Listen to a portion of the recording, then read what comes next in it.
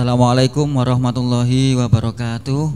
Selamat datang di pembelajaran daring MI Bahrul Ulum Tambak Beras Jombang tahun pelajaran 2020/2021. Untuk mata pelajaran tematik kelas 6A Putra dan Putri, 6A, B, dan C, tema 1 dengan subtema 3, ayo selamatkan hewan dan tumbuhan, bersama Bapak Muhammad Arif Faizin SPD. Anak-anak, kemarin sudah saya jelaskan tentang subtema 1 dan subtema 2. Sebelum ke materi, sekarang perhatikan dawuh Mbah Kiai Haji Maimun Zubair berikut ini.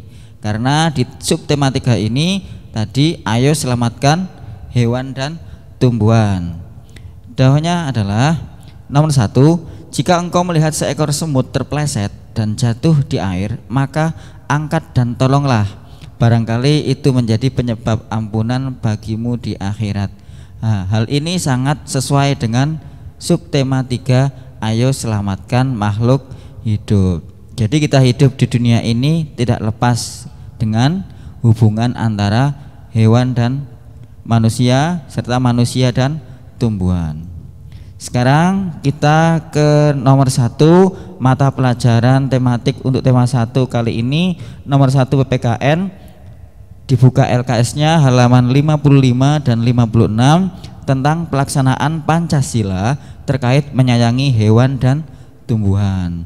Di sini dalam sila-sila Pancasila, 5 sila tersebut itu sangat berkaitan erat juga tentang menyayangi hewan dan tumbuhan. Apakah kita harus menyayangi hewan dan tumbuhan? Harus, karena kita hidup di dunia ini tidak lepas dari hewan dan tumbuhan. Sekarang, ingatkah kamu bahwa Pancasila juga mengatur hubungan antara manusia dengan lingkungan alam? Mari cermati 2 contoh pelaksanaan sila-sila Pancasila berikut yang terkait dengan lingkungan alam. Di halaman 55 itu ada contohnya 4. Di sini Bapak hanya menjelaskan 2 saja. Yang pertama, rajin membantu orang tua memberi makan hewan peliharaan di rumah. Hal ini atau sikap ini termasuk sila ke-1 dan sila ke-2 karena mencerminkan sikap syukur kepada Allah Subhanahu wa Ta'ala dan mencerminkan nilai kemanusiaan karena membantu orang tua. Sekarang contoh yang kedua, membersihkan kembali sisa-sisa sampah saat piknik ke kebun binatang. Nah, ini biasanya anak-anak kalau piknik ke pantai atau ke kebun binatang, jangan lupa kita harus membawa atau membuang sampah di tempatnya. Jangan sampai kita makan sesuatu, sisanya itu juga ada di situ. Kalau kita tidak menjaga lingkungan alam, maka alam pun juga akan ada hubungan timbal balik, okay? Kalau nanti kita tidak menjaga alam, nanti akan terjadi bencana-bencana seperti banjir dan lain sebagainya. Lah, kembali ke contoh nomor 2, membersihkan kembali sisa-sisa sampah saat piknik ke kebun binatang. Sikap ini sesuai dengan sila kedua karena telah menghargai sesama dengan menjaga kebersihan tempat wisata. Untuk contoh nomor 3 dan 4, sampean silahkan dibaca di LKS halaman 56, itu sudah jelas. Sekarang kita lanjut ke mata pelajaran yang kedua, yakni bahasa Indonesia. Kalau di LKS halaman 57 sampai 60. Bahasa Indonesia kali ini kita akan belajar cara menentukan ide pokok dan menyimpulkan paragraf. Di LKS halaman 57 itu cara menentukan ide pokok itu ada 4. Apa saja? Yang pertama, mengambil kalimat utama. Biasanya kalimat utama itu ada di awal paragraf. Yang kedua, mengurangi kata-kata dalam kalimat utama yang tidak perlu. Jadi kalau sampean sudah menemukan kalimat utama, kurangi kata-kata yang kurang perlu, tidak usah panjang-panjang. Yang ketiga, membalik kalimat utama atau menyimpulkan kalimat utama. Jadi misalkan kalau sampai sudah menemukan kalimat utama, itu silakan disimpulkan lebih jelas lagi. Jadi nanti memuat kalimat yang singkat, padat dan jelas. Dan yang keempat, menyimpulkan isi paragraf. Di halaman 57 sampai 60 itu sudah sangat jelas. Yang nomor 1, mengambil kalimat utama. Diperhatikan, ini contoh di LKS. Sekarang saya bacakan contoh ini. Buah kedondong memiliki berbagai manfaat. Buah ini bisa dijadikan bahan rujak yang lezat. Buah ini juga bisa dijadikan manisan. Buah yang rasanya masam ini juga bisa dijadikan obat batuk dengan cara makan daging buahnya yang sudah dicolek atau dilumuri kecap. Ini sebuah paragraf. Kalimat utama paragraf di atas adalah kalimat pertama, yakni buah kedondong memiliki berbagai manfaat. Jadi kalimat pertama ini adalah kalimat utama. Ide pokok sama dengan kalimat utama, sehingga ide pokoknya adalah buah kedondong memiliki berbagai manfaat. Sudah jelas? Sekarang yang kedua, mengurangi kata-kata dalam kalimat utama yang tidak perlu. Contohnya, sekarang saya bacakan. Buah kedondong memiliki berbagai manfaat. Buah ini bisa dijadikan bahan rujak yang lezat. Buah ini juga bisa dijadikan manisan. Buah yang rasanya masam ini juga bisa dijadikan obat batuk dengan cara makan daging buahnya yang sudah dicolek atau dilumuri kecap. Sekarang nomor 3, membalik kalimat utama atau menyimpulkan kalimat utama. Paragrafnya sama. Lah tadi sudah dijelaskan di awal, kalimat utama paragraf ini adalah buah kedondong memiliki berbagai manfaat. Maka ide pokok yang didapatkan dari kalimat utama tersebut adalah manfaat buah kedondong, atau berbagai manfaat buah kedondong, atau khasiat buah kedondong, yang semuanya ini sama maknanya dengan kalimat utama buah kedondong memiliki berbagai manfaat. Sekarang yang keempat, saya buat ini paragraf lagi. Ini adalah hewan berkaki 4. Hewan ini termasuk herbivora atau pemakan tumbuh-tumbuhan. Dagingnya menjadi komoditas pokok di Indonesia. Saat hari raya Idul Adha, hewan ini sering dijadikan hewan kurban. Hewan ini adalah sapi. Kalimat utama dalam paragraf ini adalah hewan ini adalah sapi. Ini merupakan kalimat utama. Paragraf di atas membahas tentang ciri-ciri sapi, sehingga ide pokoknya adalah ciri-ciri sapi. Sudah jelas ya?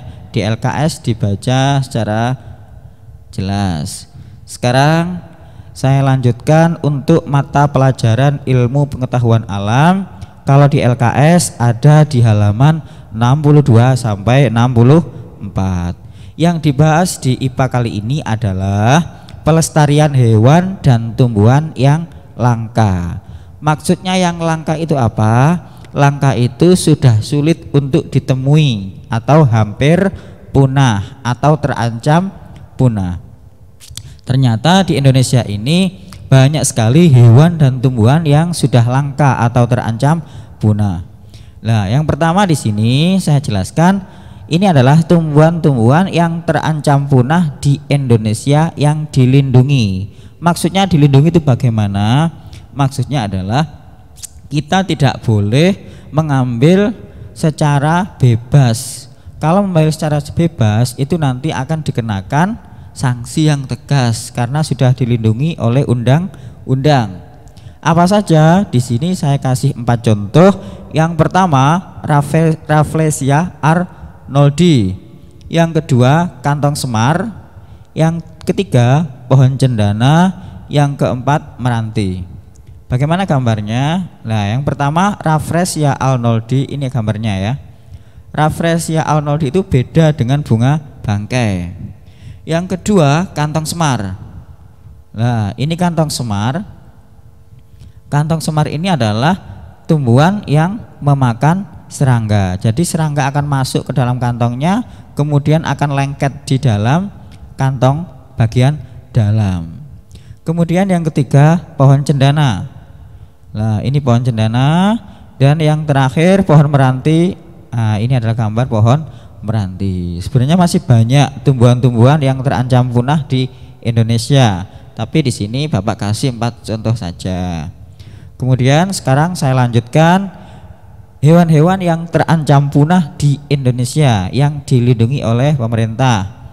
Yang pertama adalah orang utan.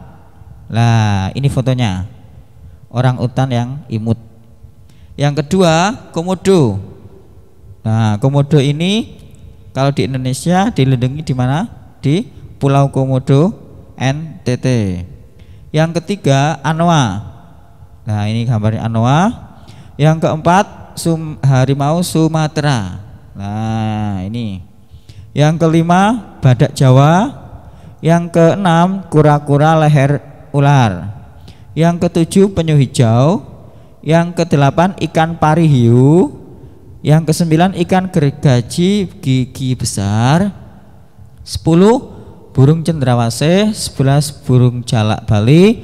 12 burung kakatua dan 13 burung maleo dan lain-lain. Tapi di sini gambarnya tidak semuanya saya tunjukkan ya. Nah, ini adalah beberapa hewan yang terancam punah di Indonesia yang harus dilindungi. Nah, bagaimana cara kita melindungi? Nah, cara melestarikan hewan dan tumbuhan itu ada 2. Apa? Yang pertama pelestarian in situ dan yang kedua pelestarian ex situ. Apa pelestarian in situ itu? Pelestarian in situ adalah pelestarian yang dilakukan di tempat asli hewan atau tumbuhan tersebut berada. Saya ulangi lagi, pelestarian in situ adalah pelestarian yang dilakukan di tempat asli hewan atau tumbuhan tersebut berada. Jadi habitatnya di mana itu dilestarikan di situ. Contohnya Taman Nasional, Suaka Marga Satwa dan hutan lindung.